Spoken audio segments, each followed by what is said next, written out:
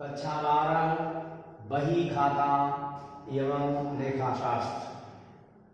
Admission of a new partner, Hindi में कहते हैं एक नए साझेदार का प्रवेश। प्यारे बच्चों, आज हम एक नए साझेदार के प्रवेश पर नियम नंबर 1 का प्रश्न हल करेंगे और आपको बताएंगे नियम नंबर 1 का सवाल लगाने के लिए क्या विधि है, कौन कौन से खाते बनाए जाएंगे, इस पर हम चर्चा करेंगे एक प्रश्न के माध्यम से। प्यारे बच्चों, यह प्रश्न आपको दिया गया है।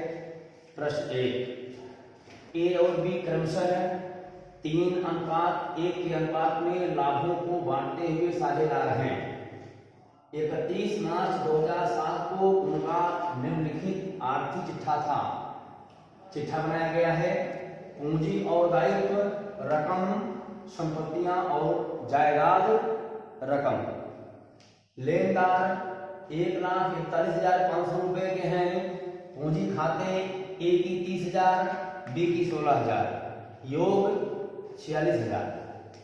संपत्तियों में आप देख रहे हैं बैंक में नकद 1,22,500, प्राप्त विपत्र 3,000 रुपए, देनदार 16,000 रुपए, रहतियां 20,000 रुपए, फर्नीचर 1,000 रुपए, भूमि और भवन 25,000 रुपए। इस तरह से कुल योग हमारा हुआ 1,87,500। संपत्ति पक्ष का योग और दायित्व पक्ष का योग 1,87,500 रुपए। नीचे हम बढ़ते हैं, क्या परिवर्तन किया गया है। 1 अप्रैल 2007 को उन्होंने सी को 1/5, सी कौन है, एक नए साझेदार के रूप में फर्म में प्रवेश कर रहे हैं, 1/5 हिस्से के साथ साझेदारी में शामिल किया।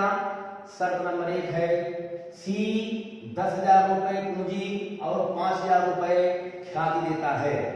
शर्त नंबर 2 है ए और बी के द्वारा ख्यात की आधी राशि निकाल ली जाएगी।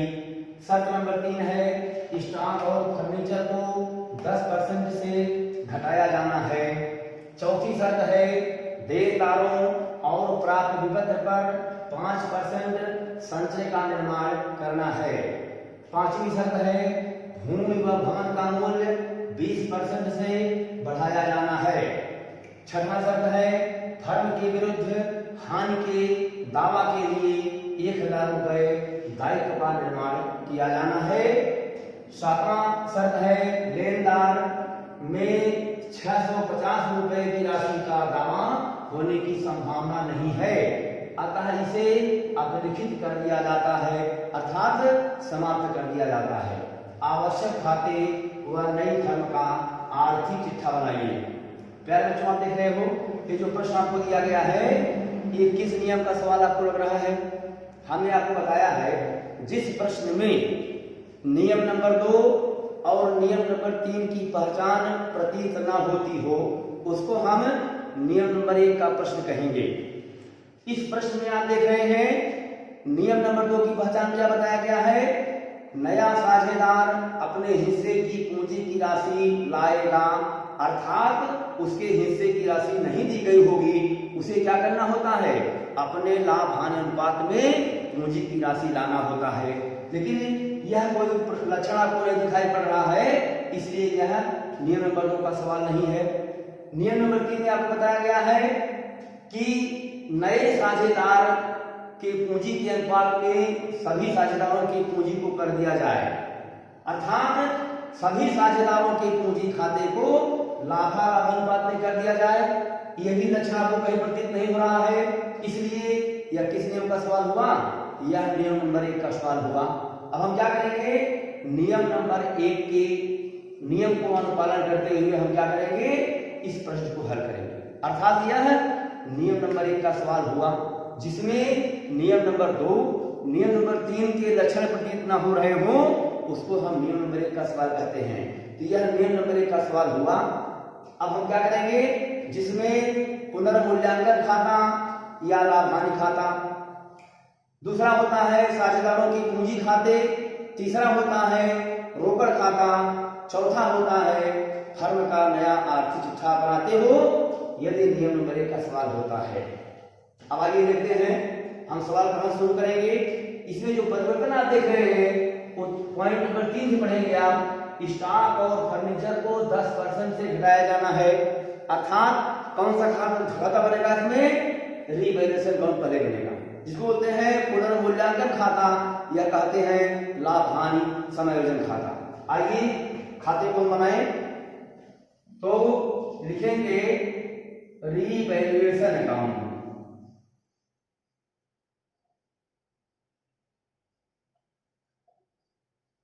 रीवैल्यूएशन अकाउंट आर मीन्स होता है अथवा, P and L adjustment account. Adjustment account Hindi में कहते हैं पुनर्मूल्यांकन खाता या लाभ हानि समायोजन खाता।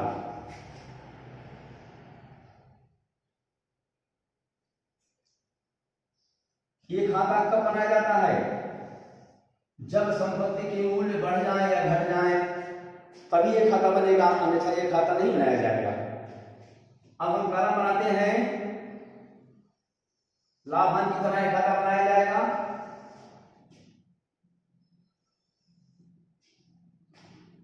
बाईं तरफ डी आर, दाईं तरफ सी आर। अब आप देख रहे हैं यहां लिखेंगे पार्टिकुलर, इसमें लिखेंगे AMT मीन्स अमाउंट, पार्टिकुलर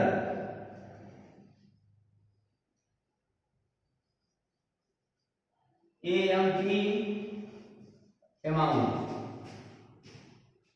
आप पढ़ते हैं पॉइंट नंबर 3 को पढ़ेंगे। स्टॉक और फर्नीचर को 10% से घटाया जाना है। स्टॉक कहां देख रहे हैं? रहतिया जिसको कहते हैं उसका नाम नहीं होता है स्टॉक। स्टॉक आपका है 20,000 रुपए।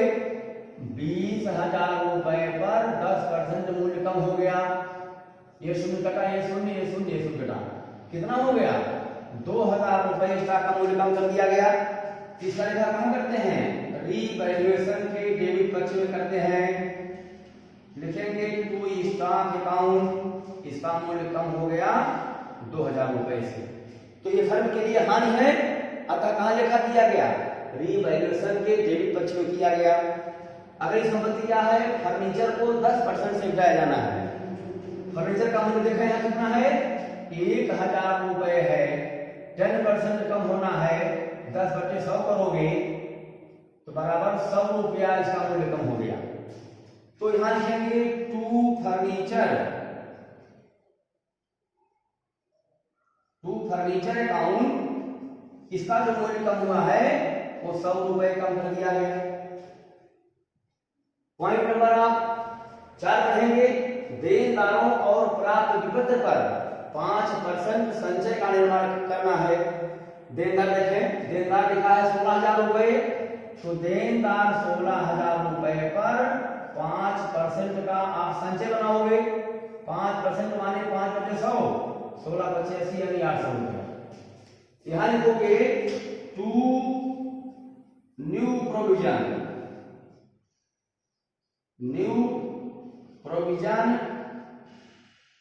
For BD. बीडी माने होता है बैड एंड डाउटफुल डेट्स, अशुद्ध ऋण के लिए संचय। ये राशि कितनी आई है? 800 रुपया आई है, लिख दिया गया। पुनः आप देखेंगे प्राप्त विपत्र पर 5%, प्राप्त बिल कितना आपका है? 3,000 रुपए। इस पर आइए हम संचय बनाए। 3,000 गुणे 5/100 करोगे तो 150 रुपया आएगा। 5 3 15 150 आता है। तो यहां लिखेंगे टू BR अकाउंट। BR माने बिल्स रिसीवेबल, इसका मूल्य 5% माने 150 रुपया कम हो गया।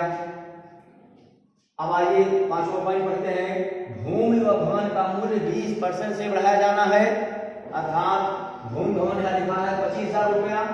25,000 रुपया गुणे 20/100 करोगे, कितना मूल्य बढ़ गया? 5,000 इसका मूल्य बढ़ गया। 25 गुनी कितना होता है? 50, अर्थात इसका मूल्य बढ़ गया 5,000 रुपए। तो यदि मूल्य बढ़ गया है तो लाभ होगा ये, किधर लिखोगे, रीवैल्यूएशन में क्रेडिट करोगे, लिखा जाएगा बाई लैंड एंड बिल्डिंग, इसका मूल्य बढ़ गया 5,000 रुपया बढ़ गया, ये फर्म के लिए लाभ है। इसका लेखा कहां किया गया, रीवैल्यूएशन में क्रेडिट किया गया।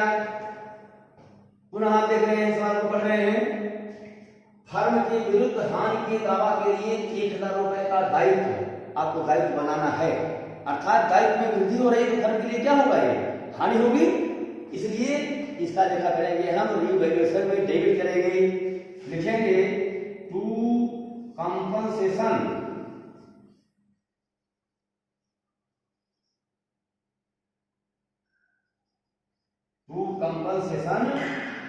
क्लेम।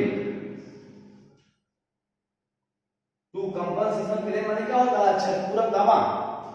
1,000 रुपए का ये दायित्व का निर्माण करना है, अर्थात 1,000 रुपया आपको दावा स्वीकार करना है, दायित्व को देना है, ये फर्म के लिए हानि है, इसलिए इसका लेखा कहां किया जा रहा है, रीवैल्यूएशन में डेबिट किया जा रहा है।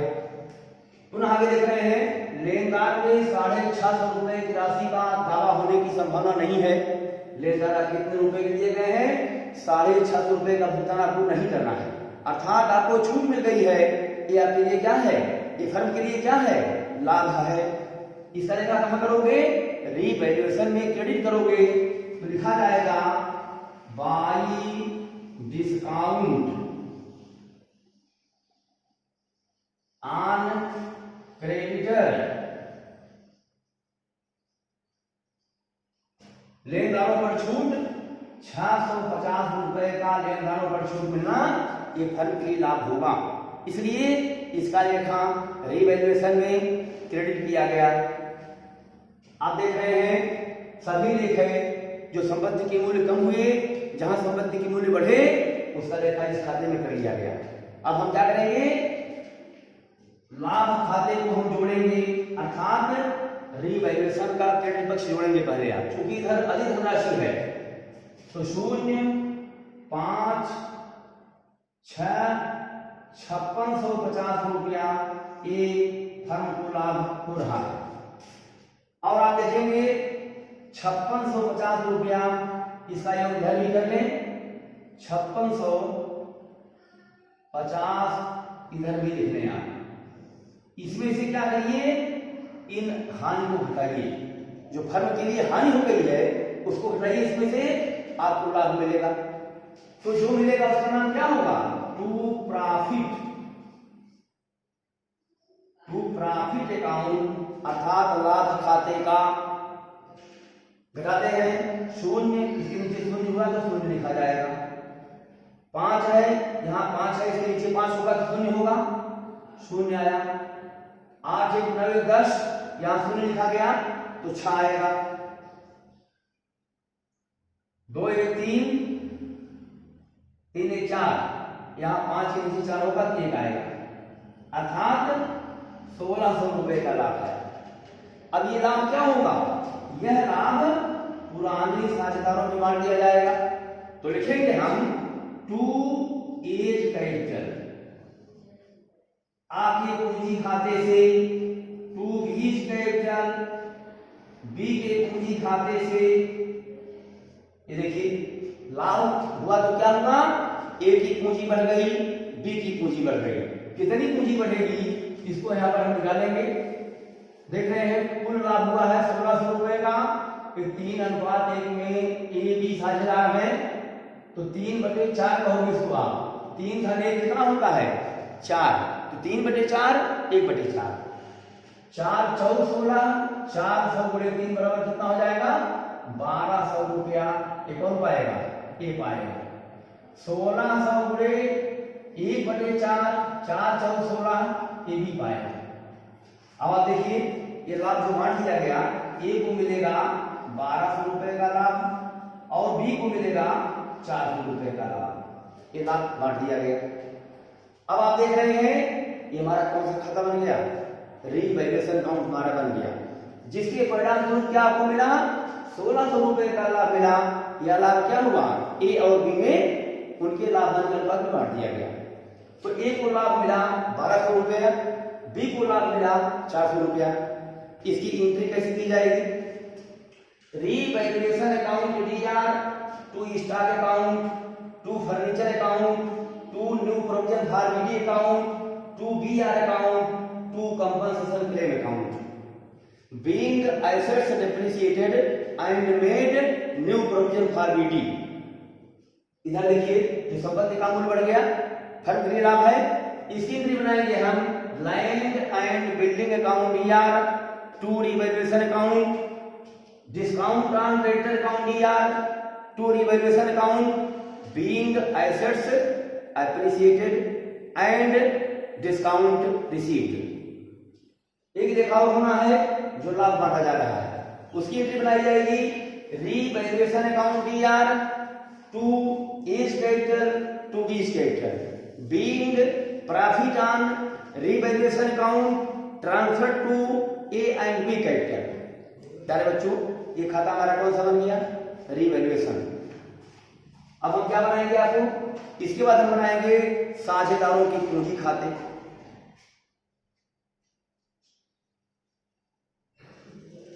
प्यारे बच्चों, यह नियम नंबर 1 का सवाल है, आपको बताया गया है यदि सवाल किसका होता है, नियम नंबर 1 का होता है, क्या करना पड़ता है आपको, इसमें नई पूंजी आपको नहीं निकालना पड़ता है। जो साझेदारों की पुरानी पूंजी होती है वही उनका बैलेंस होता है, उसमें जो कुछ जोड़ना होता है जोड़ देते हैं आप, लेकिन नई पूंजी आपको नहीं निकालना होता है, इसलिए यह नियम नंबर 1 का सवाल कहलाता है।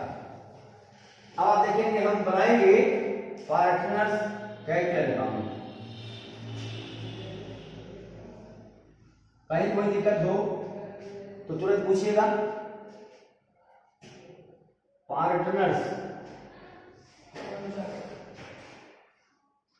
ये बात काफी, यस, पार्टनर्स कैपिटल अकाउंट।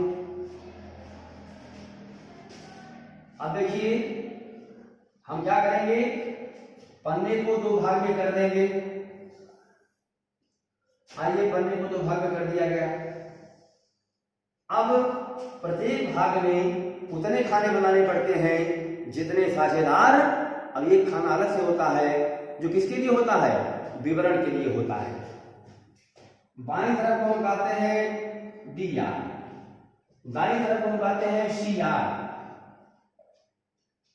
अब देखिए एक कॉलम हमारा हुआ पार्टिकुलर का, एक कॉलम ए का, एक कॉलम बी का, एक कॉलम सी का, ए बी सी। अब ये कॉलम हुआ हमारा पार्टिकुलर का हुआ,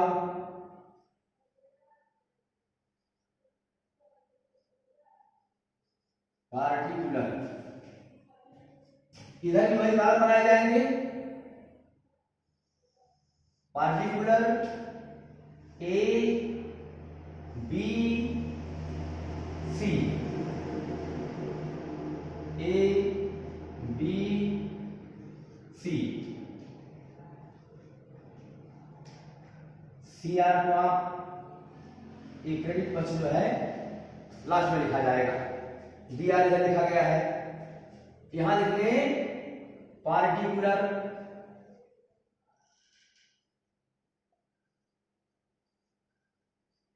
आइए हम चिट्ठा पर ध्यान देते हैं। ए और बी की पूंजी लिखी गई है, जो पुराने पार्टनर हमारे फर्म में है, इनकी पूंजी को यहां पर उतार लिया, क्योंकि पूंजी का क्रेडिट बैलेंस होता है, इसलिए पूंजी कहां लिखी जाएगी, पूंजी खाते के क्रेडिट पक्ष में लिखी जाएगी। इसको लिखेंगे हम by balance BD.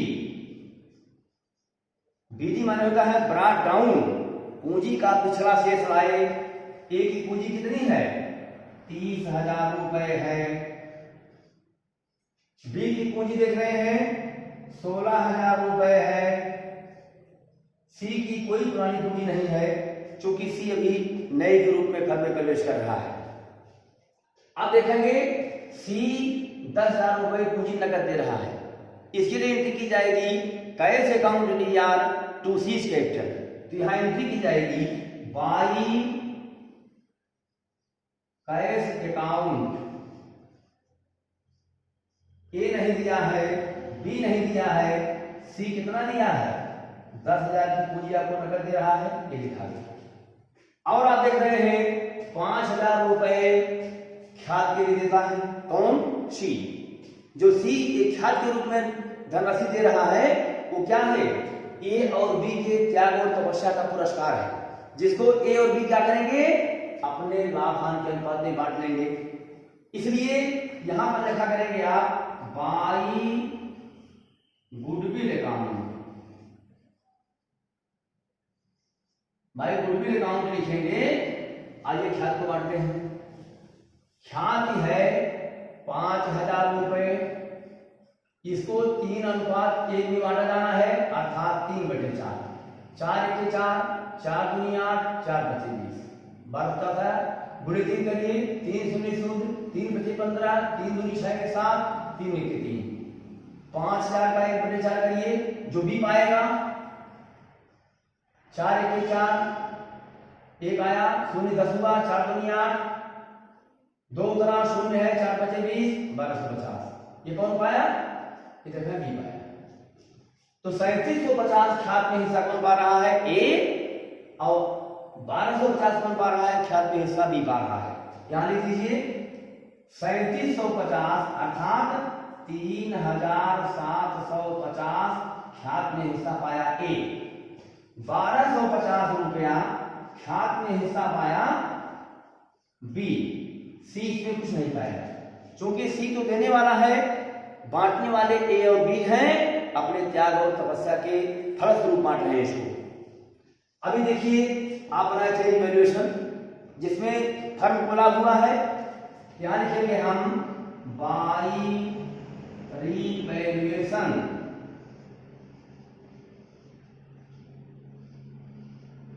By revaluation bracket में लिखिएगा प्रॉफिट। लाभ हुआ है तो ए को लाभ मिला है 1200 रुपए का, बी को लाभ मिला था 400 रुपए का, कुल लाभ 1600 रुपए का था। अभी बांटा गया था तो 1200 ए लाभ पाया है, 400 बी लाभ पाया है, जिसको यहां पे लिख दिया गया। ए यहां डैश किया गया क्योंकि सी इसमें हिस्सा नहीं पाएगा।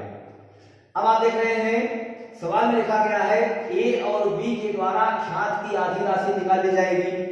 अब देखिए ख्यात जो फर्म में आई है वो 5,000 की आई है, 5,000 का आधा भाग अर्थात 1/2 करेंगे आप, बराबर कितना होगा 2500 रुपया होगा। इस 2500 रुपए को ए और बी निकालने जा रहे हैं।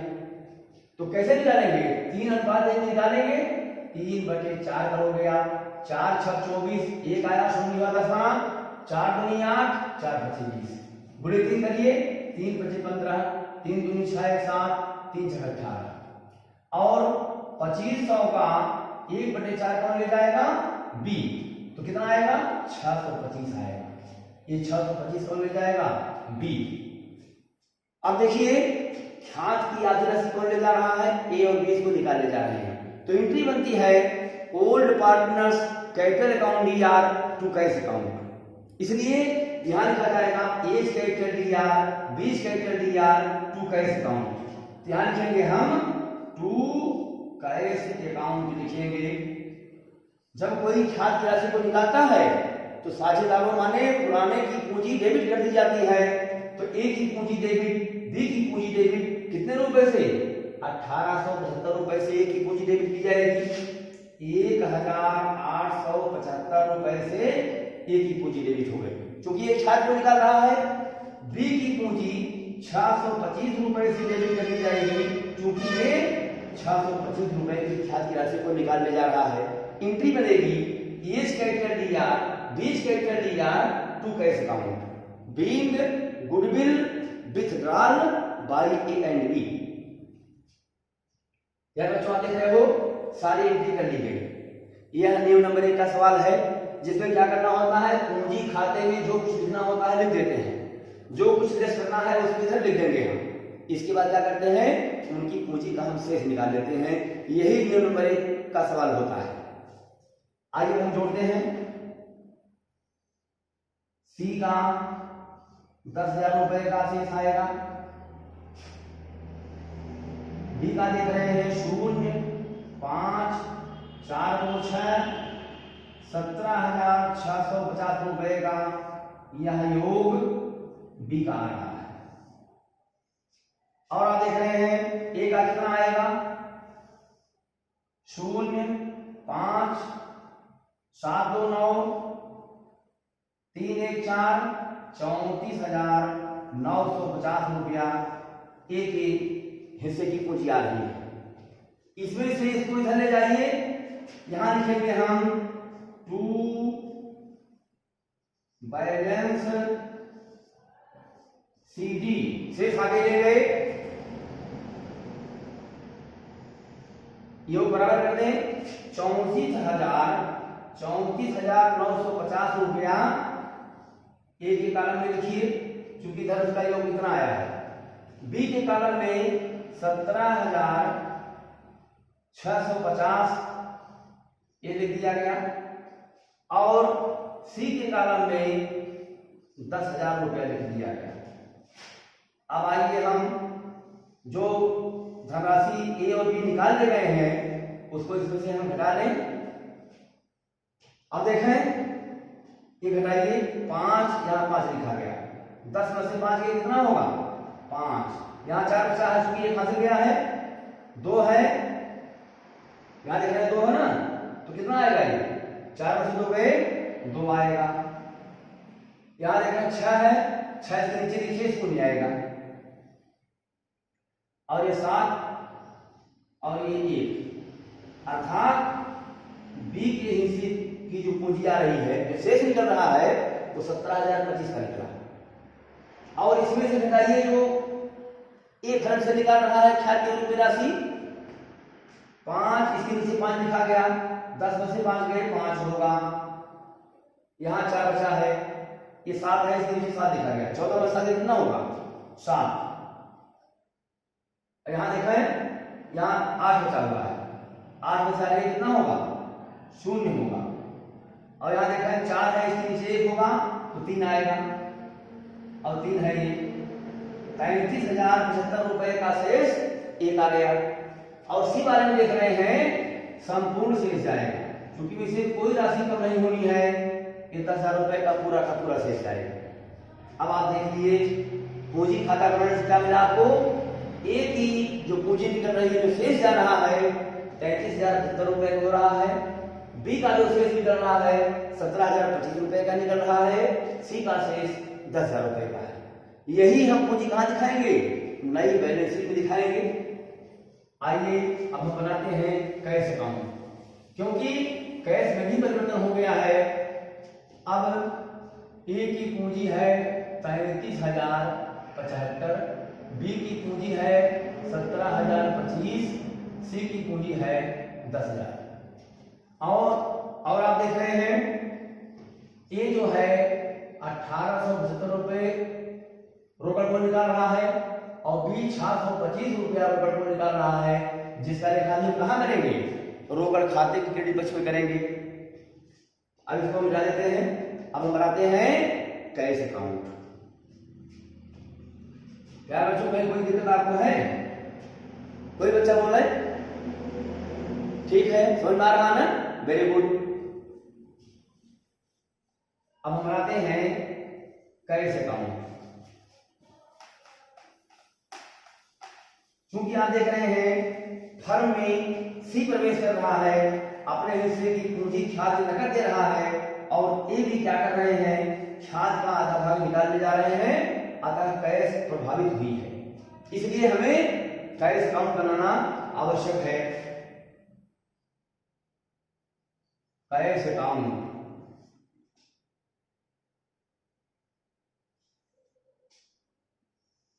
ए पार्टिकुलर अमाउंट, इधर डेबिट लिखेंगे आप, इधर क्रेडिट लिखेंगे, ये पार्टिकुलर हुआ।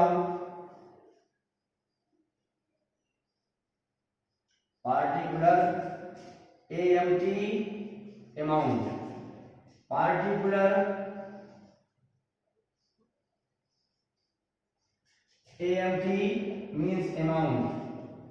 आइए देखा यहां लिखा है कैश, बैंक में नकद लिखा है 1,22,500 रुपया, यानी हमारे फर्म में जो कैश पहले से है 1,22,500 की है, इसको यहां पर उतारना। ये लिखते हैं टू बैलेंस DD, रोकड़ का पिछला शेष लाए 1,22,500 की कैश आपके फर्म में पहले से है, और कैश हम कहां छुपा रहे हैं? सी 10,000 रुपए की पूंजी नकद, 5,000 रुपए की खाद नकद दे रहा है, तो ये दोनों राशियां फर्म में आ रही हैं, तो एंट्री की जाएगी to C's capital, to goodwill account. C आपको 10,000 रुपए की पूंजी नकद दे रहा है, 5,000 रुपए की खाद्य नकद दे रहा है, इससे कैश आपकी बढ़ रही है। और आप देख रहे हैं ए फर्म से इतना कैश निकाल ले गया खाद्य रूप में, बी फर्म से 625 रुपया खाद्य निकाल ले गया है, इसलिए रोकड़ा की फर्म से कम हो रही है। इसका लेखा कहां करेंगे? रोकड़ खाते के क्रेडिट पक्ष में करेंगे, लिखेंगे बाई एज कैपिटल, ए की पूंजी कितनी कम हो गई रोकड़ के निकालने के माध्यम से? 1,875 रुपए की कैश ए की कम हो गई, बाई बीज कैपिटल, बी की भी पूंजी कम हो रही है रोकड़ निकालने के माध्यम से, तो 625 की पूंजी इनकी कम हो रही है। अब कुल कैश हमको कितना मिला जोड़ लेते हैं, 0 0 5 5 2 7 2 1 3, 1,37,500 कैश हमारे पास हो गई। इसको यहां लिखेंगे हम बाई बैलेंस CD, शेष आगे ले गए, तो 1,37,500 यहां भी योग कर लें, 1,37,500,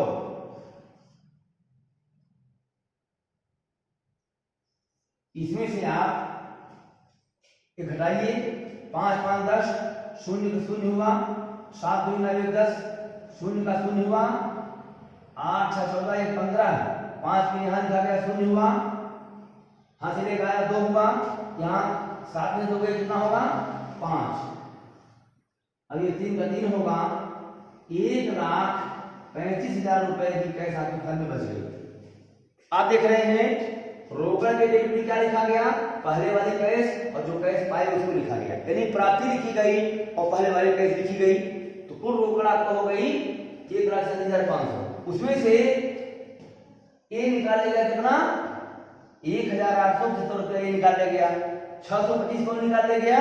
बी। अंत में कितनी कैश बची हमारे फर्म में? 1,35,000 रुपए कैश हमारे घर में बच गई। यही कैश हम कहाँ दिखाएंगे?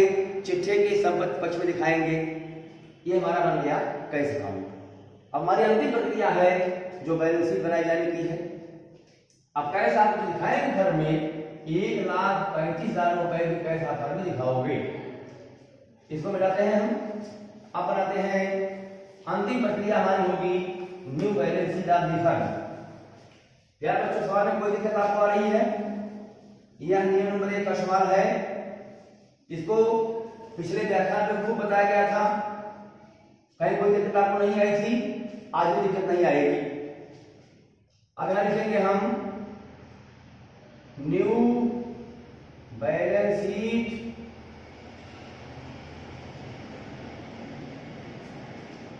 ऑफ द फर्म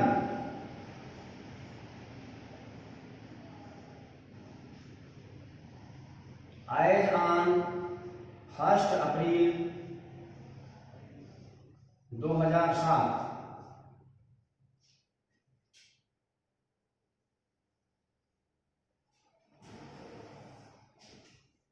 अब देखें बाई तरफ हम क्या लेते हैं? बाईं तरफ लिखते हैं liability and capital.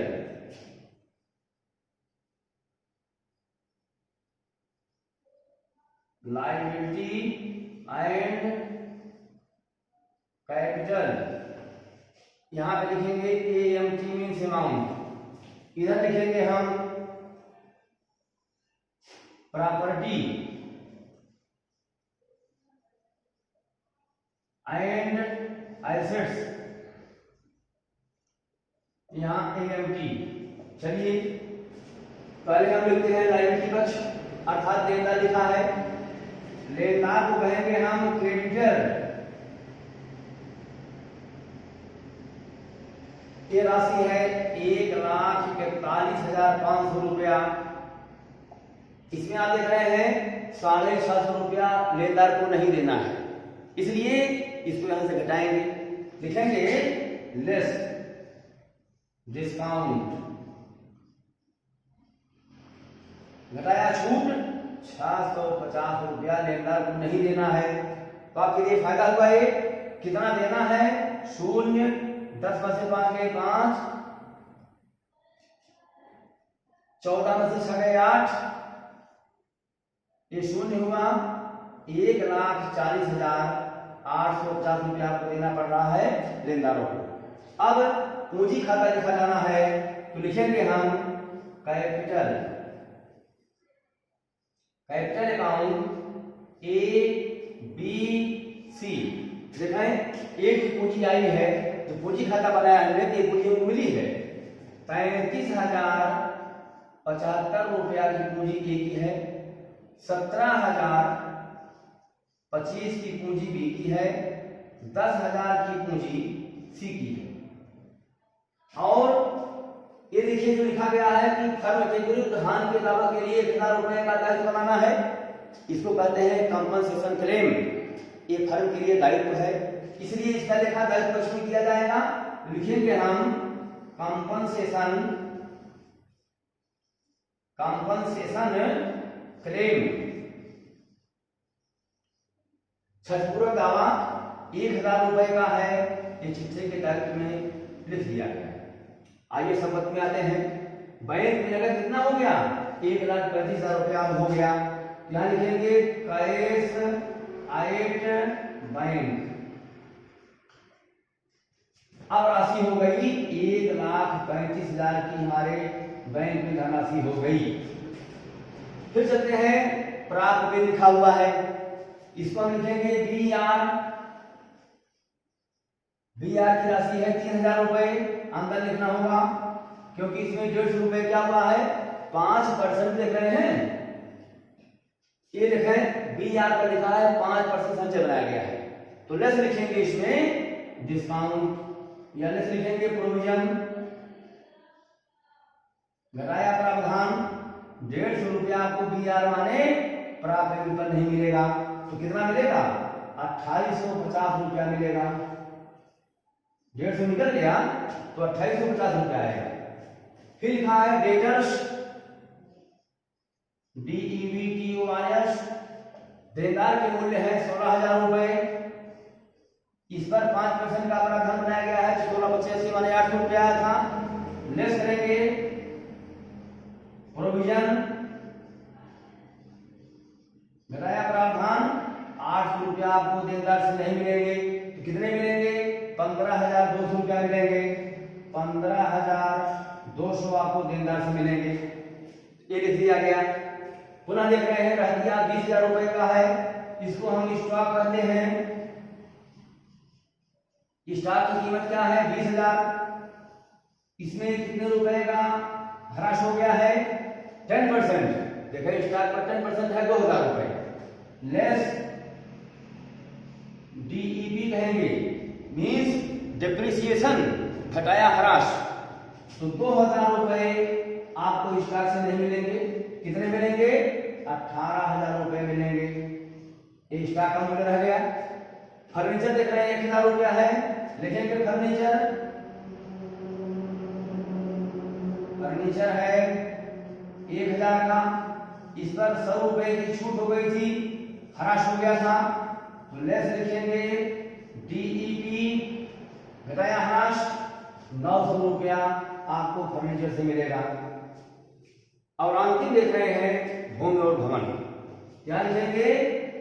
Land and building,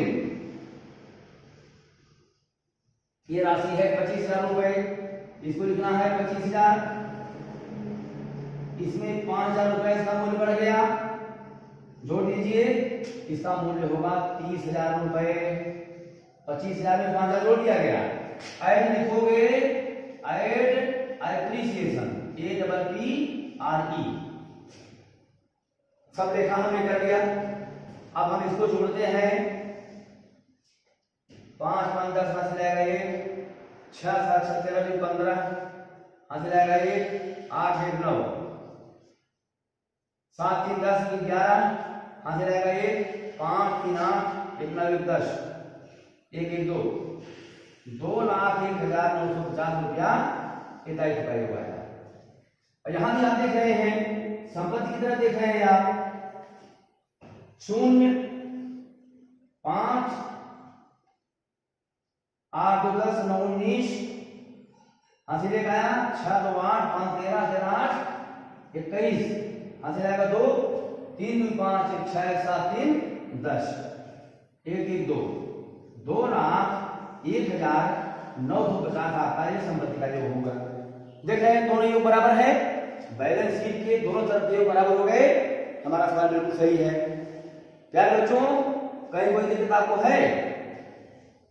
ये प्रश्न आपको समझ में आ गया होगा। कहीं कोई दिक्कत आपको आती है तो सवाल को पूछिए।